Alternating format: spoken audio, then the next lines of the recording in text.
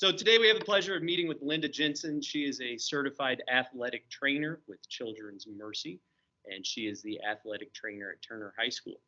Welcome, Linda. How are you? Good. How are you? Doing well. I noticed, I looked up some information about you and saw that you went to Southwest Baptist University in Missouri and Southwest Missouri State University. Can you talk a little bit about how you chose those schools and what certifications and degrees you got from there? Well, I chose Southwest Missouri State because that was the one I got the most scholarships for, and it had the program that I was interested in. I did my undergraduate type work at SMS. One of the main, probably the main reason that I chose to transfer to SBU was a trainer that I worked with. We were in a car accident when we were with the soccer team, okay. And he was severely injured. We thought he was okay, and then he was sitting in the doctor's office and had a blood clot and died. Wow. So it was hard for me to go because he and I had worked together. So it was hard for me to go to the fields where I used to work with him. Okay. So I just decided that I would just transfer and get a, kind of restart. And because it was just really hard to deal with him not being there, with Mike not being there anymore. So I transferred to SBU there. I knew their athletic trainers and their student trainers. And it was closer to home, which, it wasn't that far, but so I transferred there because one of the things that the trainer at SMS had always said was athletic training, the more different experiences you can get in different settings, the better off you'll be. Right. And SMS was a lot larger than SBU was. So I just transferred schools. Oh, nice. Good.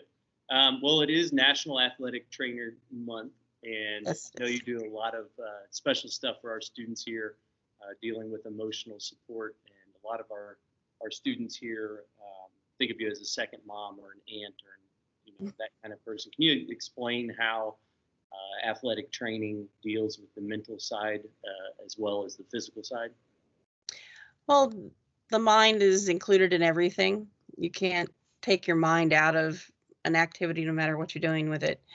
And emotions, we can all show different videos of sports where you go from jubilation to being just distraught in a blink of an eye. Watch the Super Bowl and you got one side of the field where they're jumping up and down and screaming, and you got the other side that just, like they're in a catatonic state as they walk off the field. Right. So emotions play a lot in sports, and some kids use it as a way of trying to escape what's happening in their world outside of sports. It's their quote unquote happy place.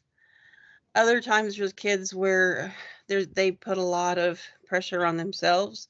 Their parents put a lot of pressure on them. Their coaches put a lot of pressure on them, and they have trouble dealing with the pressure of a bad pitch or a bad at bat, or a bad, I dropped the ball and we lost the game. So athletic training, you have to deal with the mental side of it because you're dealing with a person who has emotions. Yeah, good. Thank you. For your current position with Turner High School and Children's Mercy, how does that placement work? Like when you're paid by Children's Mercy and not Turner High School, so how does that work within the programs? Athletic training is unique in the fact that you can work for one place and then outreach or be assigned or work in different locations. Athletic trainers work for the military. They work for, industrial like Amazon. And then there's a section of athletic trainers. It's called secondary athletic training, secondary schools, which is what I've done. And when I was in college, Ivan, the head trainer at SMS, told us that you need to have a teaching degree because the greatest need for athletic trainers at that time was in the schools, taking care of the kids, when practice and stuff after school. So that I have a teaching degree. Haven't used it in a long time, but I have one because I've been lucky enough to not have to do that. But the first 15 years of my career, I was a teacher trainer, taught during the day and then covered sports and stuff after school. But the way it works with a lot of outreach organizations is a PT clinic, a hospital, will hire the athletic trainers, and then they have contracts with what they call their partner schools.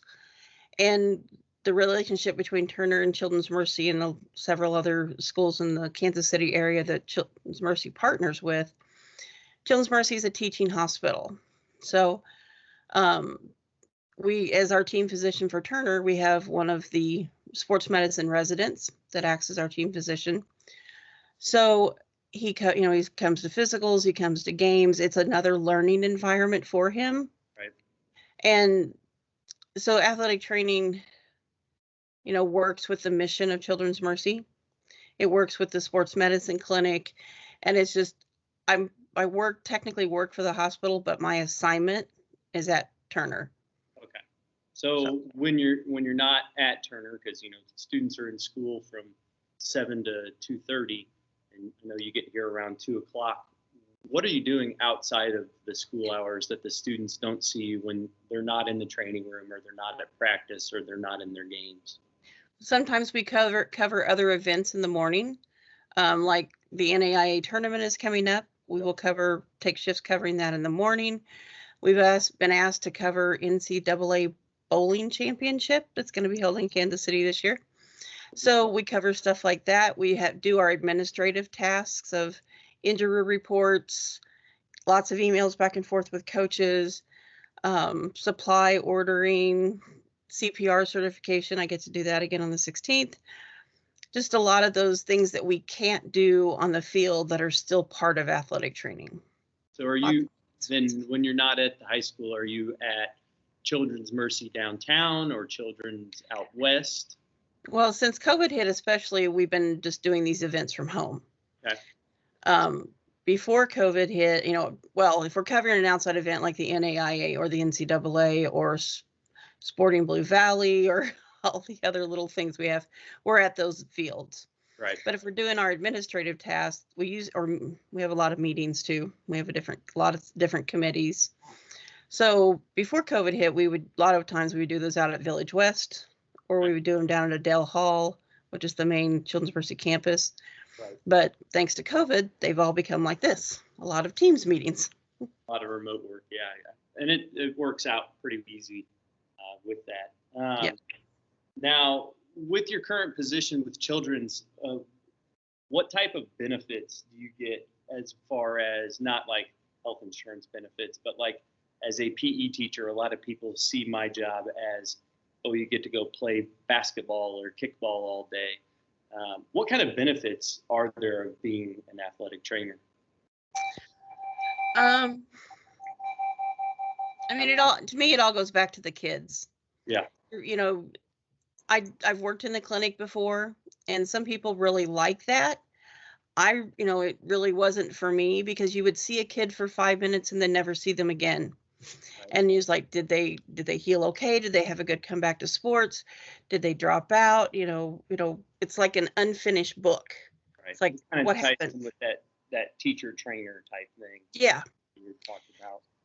Yeah, it's and I like the relationship that I build with the kids, where 10 years later, I've got kids that when they have a kid, they're like, "Hey, Linda, look," So my teaching philosophy when I was a teacher was the fact, I don't care what my bank account says. I don't care what kind of car I drive. Was I important in the life of a child? Right. And that's my athletic training philosophy too. Good. So did you grow up playing sports then? Yes. Okay. I played softball probably from the time I was like your kids playing with a baseball, only we had a big hayfield and we would go play in the hayfield. So played softball, high school, played my high school, everybody played everything. Yeah. I went to a small 3A high school in Missouri. So I was in drum and bugle corps, I was in concert band, I was a cheerleader, I played softball, just lots of different things. So did any of that love and passion for sports growing up make you think about wanting to be involved in athletics somehow after you were done playing? Yeah, I had my original intent was to be a doctor. Okay. And then I injured my ankle playing softball and met an athletic trainer. And there were a couple of older girls that went to my same high school who'd gone into athletic training. And so it's kind of like, oh, what's this? And it's like, oh, it's sports and medicine. So I can stay in sports and still do the thing that I'm interested in. Great. That's a big plus right there. So what do you wish you knew in high school or maybe your early college days, just academically about the athletic training field or sports medicine that would help you in your current position as an athletic trainer? I mean, one of the things about athletic training is you start with this little bitty bit of knowledge, kind of like the book knowledge, as my mom would call it. Right. And then you build upon that as you see things and experience things, because I used to call it the things they didn't cover in college. The field which medicine, are, right. Which is, because I mean, when I was a teacher, I had a little girl come up and she's like, "Oh, I won't be here next week." And I'm like, "Oh, really? Are you going on a trip?" And she's like, "Yeah, I have to go to St. Jude's. My cancer's back." They didn't cover that in school. No. And those are the things that honestly can kind of make or break any career, is handling those things they don't cover in college. Right. So if I had to take any class, I've had to go back and take different classes, which you don't really have a whole lot of choices in your classes. There's a set schedule and you take them all. You could choose, right? Yeah. I probably would have taken more psychology classes. Okay. Just to better understand that sports psychology. I have a friend who's a sports psychologist, and I ask him questions all the time of, is this the right way to handle this? Should I have done something different? Because that's a part that you kind of have to learn on your feet. Right. So with that, I know that we've talked in the past about just some of the weird things that happen as you see in athletic training. What would you recommend for students that are thinking about athletic training, that if you don't like this, then this job isn't for you? Feet. I will have kids that shadow me every year, and the first time I take off a wet, nasty football cleat, and off comes this sock, and they're like, "Oh no, I don't know how you do that." Yeah. If you can't deal with that, athletic training is not for you, because that's just part of the job. And the same thing, if you don't like being outside when it's hot, you don't like being outside when it's cold, you can still be an athletic trainer, but you're not going to be a secondary school athletic trainer. You're going to be a clinic trainer, or, one of those, go work for, there's athletic trainers that cover swimming pools. Right. There's ankles in swimming pools. Yeah. At least not dirty, nasty, muddy ankles anyway. Exactly. So let's talk about some of your specialties and or certifications. I know that we've seen some rock blade stuff with you and with our students. What other types of certifications do you have, or that are coming out, that you thought about looking into? Well, I mean, one of the things that's one of the facts about athletic training is you're supervised by a physician, and you're also work under a practice act for your state, what they call your state practice act. So every year, the doctor that I work with, my cooperating physician, has to fill out what's called a protocol, and that protocol determines what he will allow me to do under the practice act.